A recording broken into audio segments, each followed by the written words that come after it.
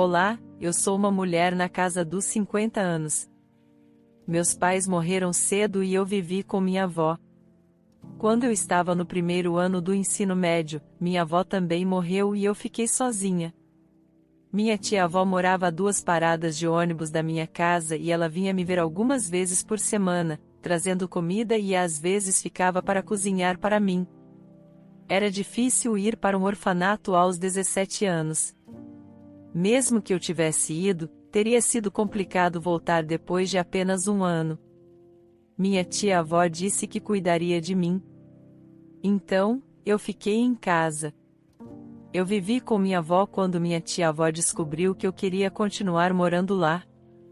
Fiquei ainda mais grata porque ela não me levou com ela de propósito. Às vezes, eu visitava minha tia-avó e uma vez seu filho veio à casa dela. Ele não estava muito feliz em me ver. Eu não era próxima dele, mas ele parecia desconfortável com minhas visitas frequentes. Ainda assim, ele não disse nada ofensivo ou fez algo desagradável comigo. Ele morava perto da casa da mãe. A casa do meu tio ficava visível do 2º andar da minha tia-avó. Uma vez, fui cedo num domingo de manhã e minha tia-avó deixou um bilhete dizendo que tinha ido à montanha atrás da casa para buscar água da fonte. Enquanto esperava, fui ao 2º andar e olhei para fora. Então, vi algo suspeito. Vi um homem saindo do quintal do meu tio carregando um grande saco preto e olhando ao redor. Intuitivamente, soube que era um ladrão. Liguei rapidamente para o 911 e corri para a casa do meu tio. Quando o ladrão abriu a porta para sair, bloqueei a porta com meu corpo e o impedi de sair.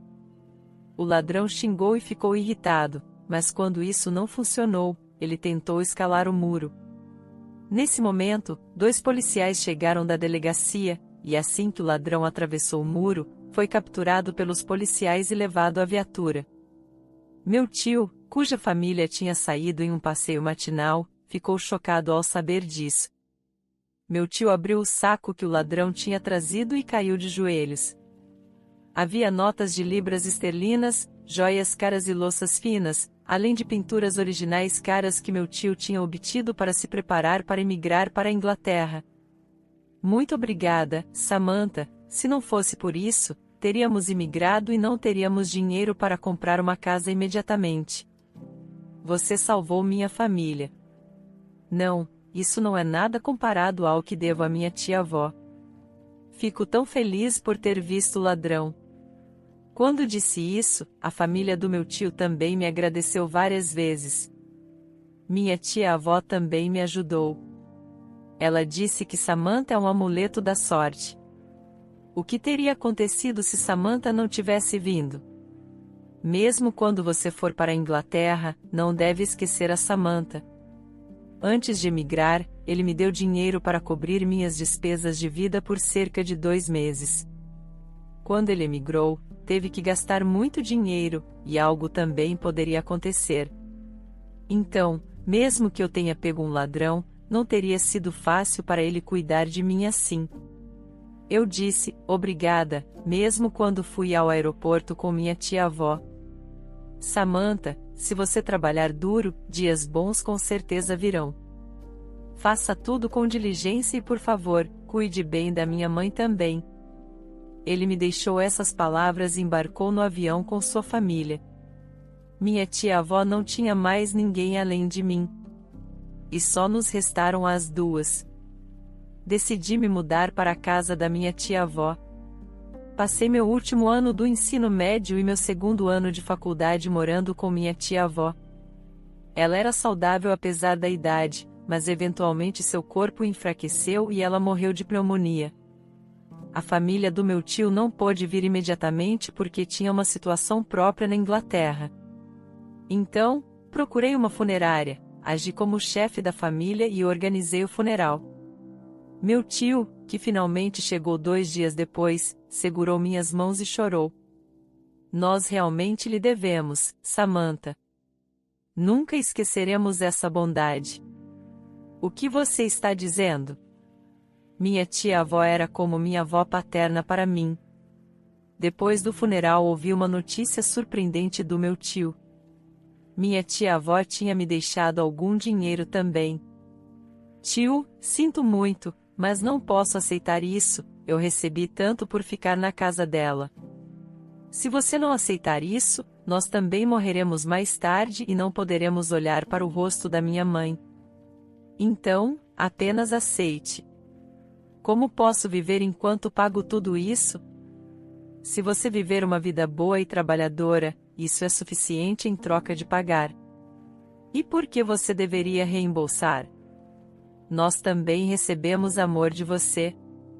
Ele me deu tapinhas nas costas enquanto eu chorava. Eu disse, vi muitas pessoas ao meu redor tendo dificuldades por causa de parentes que eram frios com as crianças, a mesma situação que a minha.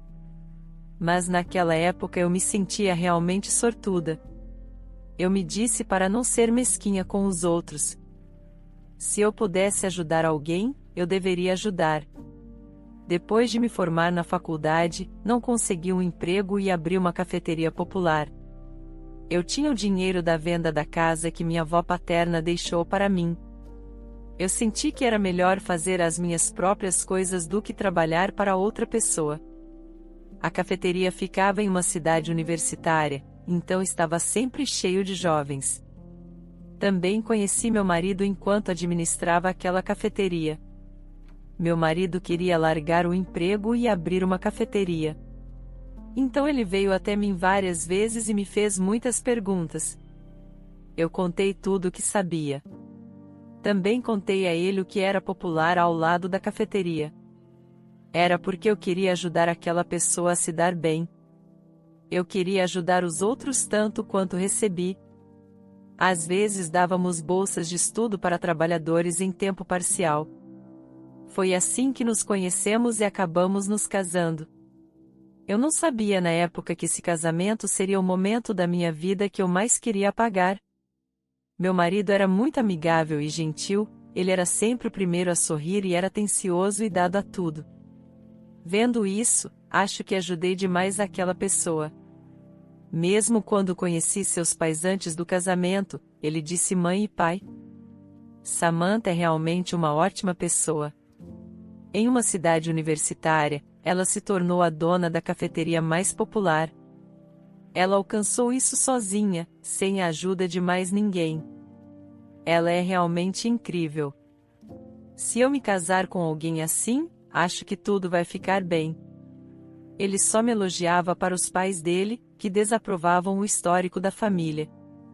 Fiquei comovida com isso e decidi me dar muito bem quando me casei. Mesmo depois de nos casarmos, meu marido foi bom para mim.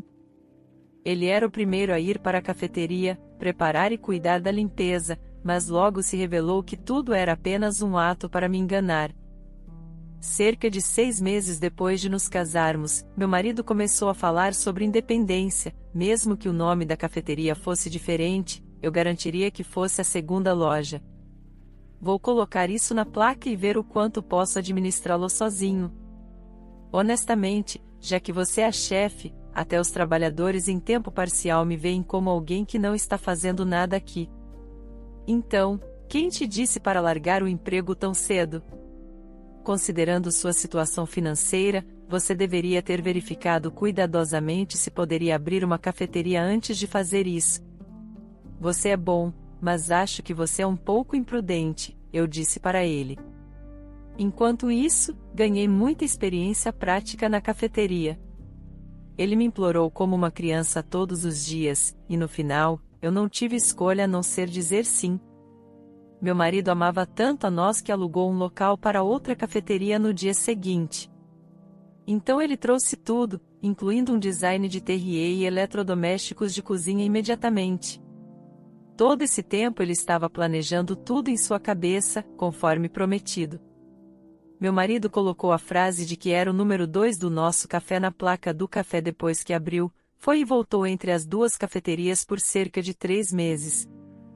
Eu estava preocupada que a cafeteria do meu marido não fosse bem.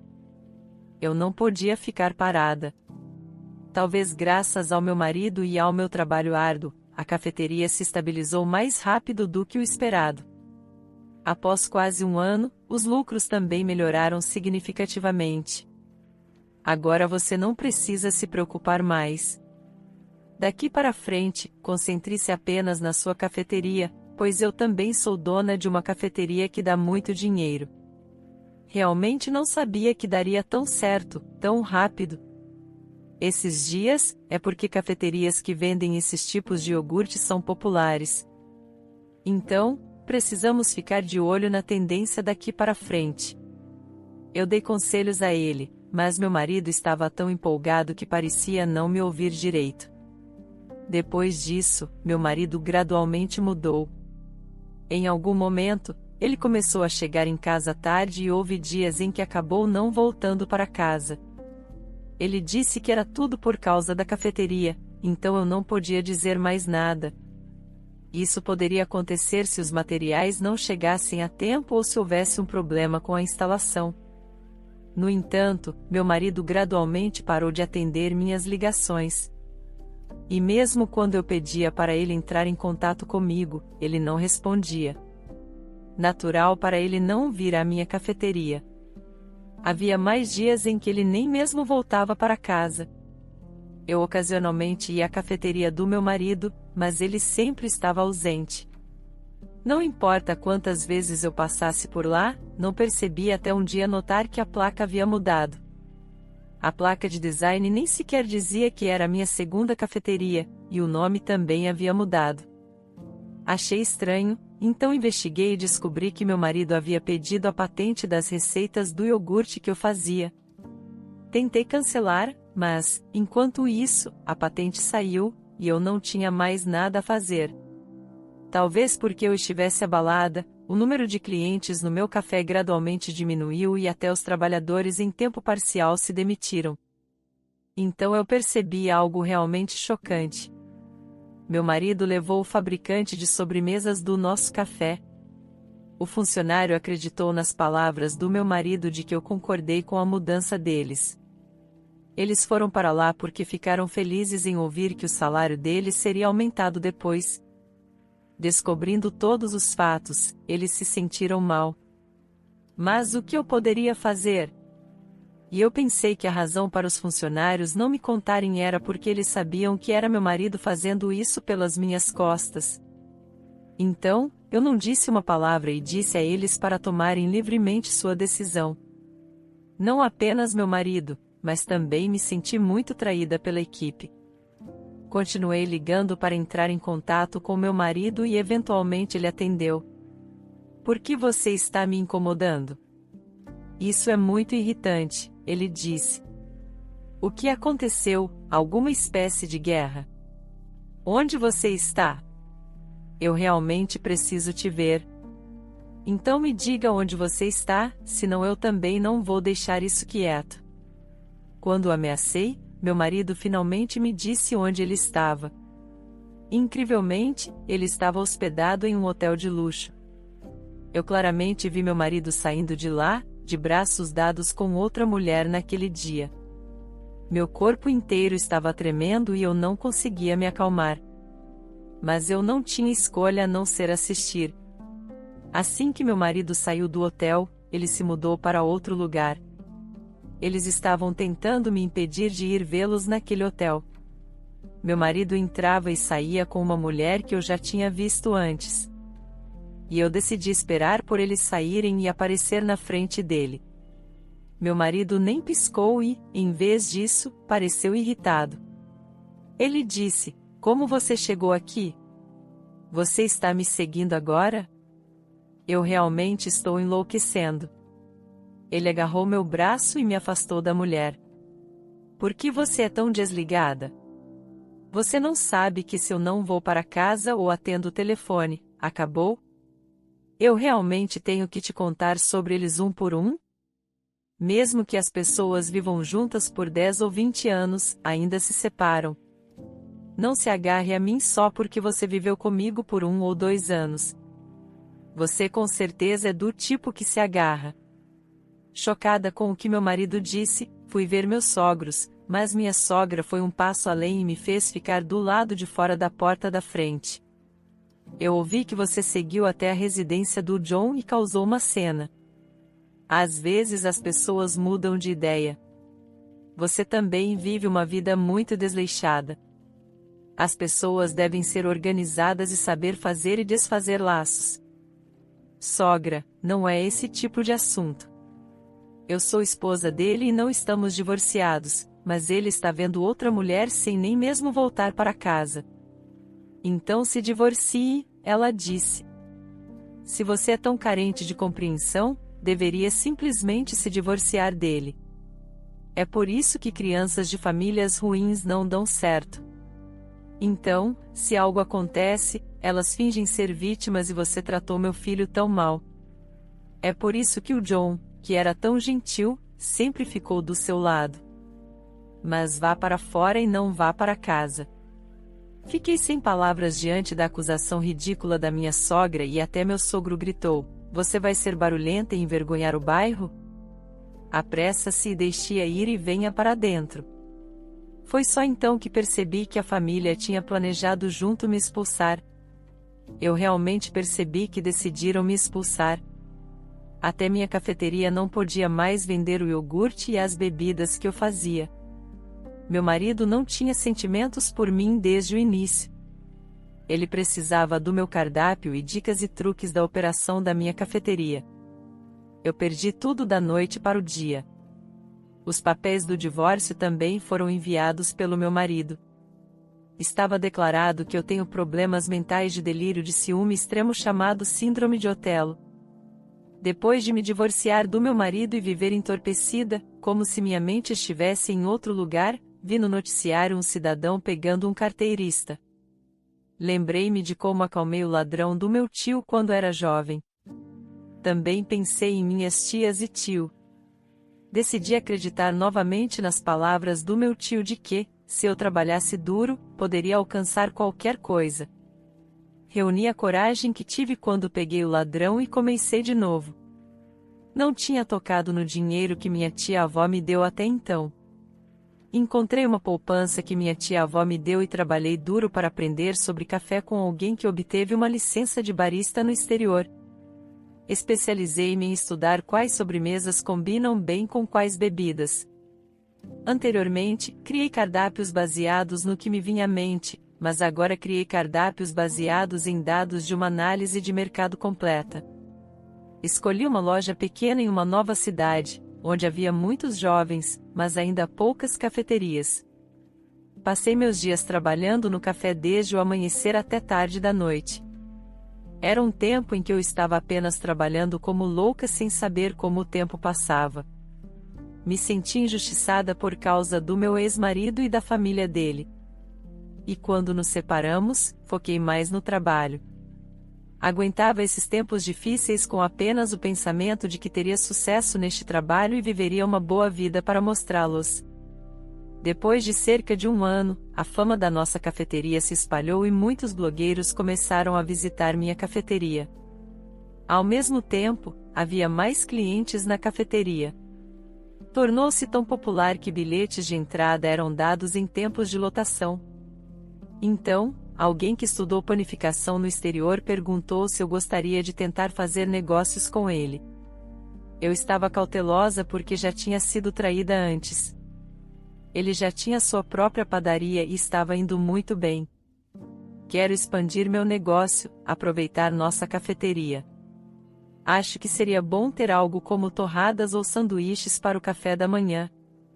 Samantha, você administra a cafeteria de forma sistemática e o café é bom e as sobremesas são saborosas. Então, quero tentar juntos. Pensei. Pesquisei meticulosamente sua loja e investiguei sua reputação. Felizmente, essa pessoa era real nos negócios. E o que ele disse para mim não era conversa fiada. Comecei a trabalhar com ele cautelosamente. Primeiro, decidimos vender apenas torradas pela manhã. O menu de café da manhã era especialmente popular entre os trabalhadores de escritório que iam trabalhar cedo. Recebi 2 tipos de sanduíches e gradualmente expandi o cardápio. Ao mesmo tempo, As vendas do café também aumentaram e outras sobremesas também venderam mais do que antes. Quando o café se tornou um grande sucesso, pessoas ocasionalmente vinham até me pedindo para abrir uma segunda filial, mas toda vez que faziam isso, eu pensava no meu ex-marido. Então, recusei todos eles. Eu estava ansiosa, pois alguém poderia fazer o que ele fez comigo, mesmo que já tenham se passado quase 6 anos desde que me divorciei do meu marido. Ainda tinha pesadelos na época em que estava vivendo assim. Meu tio veio me ver. Eu o vi novamente depois de 20 anos e ele disse que voltou após trabalhar como advogado na Inglaterra. Como você tem passado, tio? Parece um sonho te ver novamente assim. Quando pensei em voltar, você foi a primeira pessoa que me veio à mente. Mas, felizmente, você não se mudou muito, então não foi difícil te encontrar. Não é nada além da minha filha se casar aqui. Mesmo antes de vir para os Estados Unidos, ela disse que conheceu o rapaz enquanto ia e voltava. Então, nós também ficamos surpresos. Decidimos fazer o casamento assim que chegamos, e eu espero que você venha também. Parabéns, tio. Aquela criança fofa já vai se casar. É ótimo. Eu definitivamente estarei presente nesse dia. Não, eu não estou te pedindo para vir como convidada. Eu desejo que você esteja junto conosco nos assentos da família. Eu acho que minha mãe também vai querer isso. Sempre que eu tinha dificuldades na Inglaterra, eu pensava muito em você. Se você não tivesse encontrado nosso dinheiro valioso, o que eu teria feito? Acho que tudo estava destinado a ser. Eu não pude manter contato com você porque estava ocupado me ajustando a uma nova vida e ganhando a vida. Espero que possamos viver como uma família agora. Fiquei tão comovida e chorei, pois me lembrei de todos os anos que passei até agora. Depois de ouvir sobre o meu ex-marido e sogros, ele perguntou como tais pessoas poderiam existir. Ele ficou furioso. Não se preocupe, minha esposa e eu vamos garantir que algo assim não aconteça com você no futuro. Ele me deu tapinhas e até me enviou um lindo vestido para usar antes do casamento. E quando o dia do casamento chegou, eu vesti o vestido e fui ao salão exclusivo para fazer cabelo e maquiagem, e fui para o salão de casamentos no hotel. Mas como cheguei cedo demais, minha família ainda não estava lá. Enquanto olhava para a família do noivo, pensei que eles pareciam um pouco familiares. Então eu olhei para eles. Mas aquela pessoa era amigo do meu ex-marido que cantou a música de felicitações no meu casamento.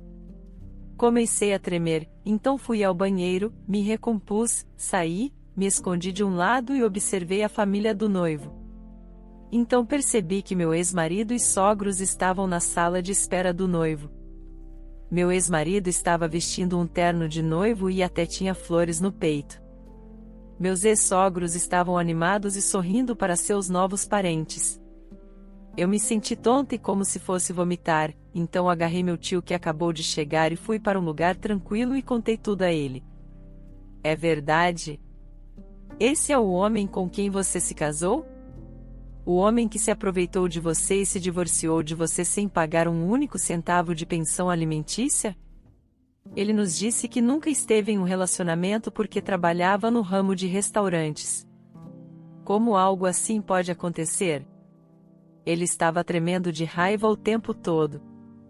Então ele disse que entendia e que cuidaria disso a partir de agora. O horário do casamento estava se aproximando e quase todos os convidados já haviam chegado. Meu ex-marido disse à família da noiva que não permitiria que a família do noivo entrasse na sala de espera deles. Ele não sabia o que fazer na frente do salão de cerimônias sozinho. Então, sem uma noiva, apenas meu tio e minha tia saíram. E junto com eles, apareceram 2 homens robustos. Você é John? Você está sob prisão imediata por fraude. Você tem o direito de permanecer em silêncio e contratar um advogado. Por favor, venha conosco. Que tipo de fraude eu fiz? O que está acontecendo? Mãe, pai, eu me sinto tão injustiçado. Eu não fiz nada. Eu apareci diante do meu ex-marido que estava atônito. Meu ex-marido e sogros olharam para mim, hipnotizados como se tivessem visto um fantasma. Você está dizendo que não fez nada? Você mentiu sobre se divorciar depois de cometer adultério e tudo sobre ser o proprietário de uma empresa de restaurantes também era uma mentira. Eu soube que sua cafeteria esteve em funcionamento por mais 2 anos e depois fechou. Você achou que eu não sabia que você estava seduzindo mulheres, extorquindo o dinheiro delas e saindo para jogar golfe? Quando eu disse isso, minha ex-sogra agarrou meu cabelo e gritou: Como você ousa mentir, sua mentirosa, porque esta mentirosa não pode controlar meu filho como ela deseja, então está mentindo. Se você quer prender alguém, deveria prender e levar essa golpista. Você acha que serei tratada como uma tola como antes? A família do meu tio é como uma família para mim. Você está tentando enganá-los? Eu não vou tolerar o seu esquema. Vou processar você por tudo que fez comigo antes. Então saiba disso. Quando eu afastei minha ex-sogra, só então meu ex-marido percebeu que sua futura família e eu éramos muito próximos. E ele se ajoelhou no local. Eu estava errado, sogro. Me desculpe se fui chamado assim. Acabou. Por favor, tenha misericórdia de mim, querida. Você pode me dar só mais uma chance? Eu estava realmente errado. Os policiais olharam para o meu ex-marido com uma expressão chocada e o levantaram. Quando meu ex-marido foi levado pela polícia, só então minha ex-sogra implorou ao meu tio: Como sua sogra, meu filho pode ter algumas falhas, mas ele pode cometer um erro ou 2 quando é jovem. Por favor, perdoe-o só desta vez. Por que eu deveria perdoá-lo? Esse é o cara que tentou arruinar a vida da minha filha, e vocês trataram nossa Samantha tão mal com absurdos porque ela estava sozinha. Seu filho a divorciou sem nem pagar pensão alimentícia. Por favor, espere, nós vamos devolver tudo. Meus ex-sogros se ajoelharam na frente dele e pediram para ele ter misericórdia. Enquanto outros assistiam, depois disso, meu ex-marido foi considerado culpado de fraude matrimonial através do meu depoimento, junto com a fraude que ele cometeu contra mim e várias outras mulheres, e foi condenado à prisão. A filha do meu tio ficou chocada e teve dificuldades por um tempo, mas ela conheceu um homem bom novamente e se casou com ele alguns anos depois. Mesmo assim, eu compareci como sua família. Depois disso, eu não tinha como saber como meu ex-marido e sogros estavam. Eu não acho que as pessoas realmente mudam. Eu me mudei para um lugar mais perto da casa do meu tio, e estou indo bem. Também encontrei um bom parceiro. Casei-me com o dono da padaria que fornece sanduíches e torradas para o nosso café. Agora estou vivendo feliz com meu filho, filha e marido. Dizem que as pessoas colhem o que plantam fazendo muitas coisas boas na vida. Eu frequentemente penso que espero que meus filhos vivam uma vida menos sofrida. Aqueles que ouvem minha história. Desejo toda a felicidade.